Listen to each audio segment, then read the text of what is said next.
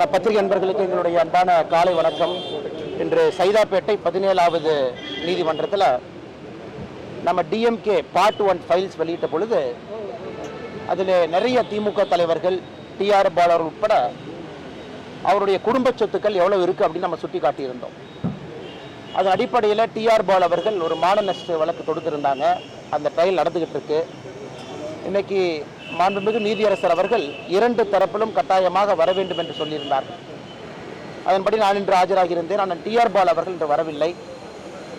இன்னைக்கு நீதியரசர் எங்களுடைய தரப்பு வழக்கறிஞர் அண்ணன் பால் கனகராஜ் அவர்கள் முறையிட்டிருக்கின்றார்கள். ஆனால் மறுபடியும் இன்னொரு புதிய தேதியில் டிஆர் பால் அவர்கள் வருவார்கள் என்று எதிர்பார்க்கின்றேன். காரணம், அவர்தான் மான நஷ்ட வழக்கு தொடுத்தாங்க. அதை சந்திப்பதற்கு தயாராக இருக்கின்றேன் என்று நான் அறிவித்திருந்தேன். அதன்படி நீதிமன்றம் எப்பொழுதெல்லாம் கூப்பிடுகின்றதோ அப்பொழுதெல்லாம் வந்திருக்கின்றோம். ஆனால் மான நஷ்ட வழக்கு தொடுத்தவர் இன்னைக்கு வரல. அதனால் நிச்சயமாக அடுத்த முறை வருவார்கள் என்கிற நம்பிக்கை இருக்கு. காரணம், இந்த ஒரு வழக்கு மூலமாக இன்னும் பல விஷயத்தை தமிழக மக்களுக்கு சொல்வதற்கு நீதிமன்றம் மூலமாக நாங்கள் கடமைப்பட்டிருக்கின்றோம். எங்களுடைய தரப்பு வழக்கறிஞர்களும் கூட தயாராக இருக்கின்றார்கள். இது உங்களுக்கு சொல்ல வேண்டிய முதல் விஷயங்கண்ணா. அடுத்து உங்களுக்கு ஏதாச்சும் கேள்வி இருந்தால் கேளுங்கண்ணா, பதில் சொல்கிறோம். அண்ணா, ஆகஸ்ட் 28ஆம் தேதிங்கண்ணா. திருச்சி சிவா பேசியிருக்கக்கூடிய விஷயம் இன்னைக்கு பெரிய பேஸ்புக்கில் ஆயிருக்கு. காமராஜர் ஏசி இல்லாமல் தூங்க மாட்டார். அதே சமயம் கலைஞருடைய அந்த கையை பிடிச்சிட்டு பேசின விஷயம், கடைசி காலத்தில் பேசின விஷயம்லாம்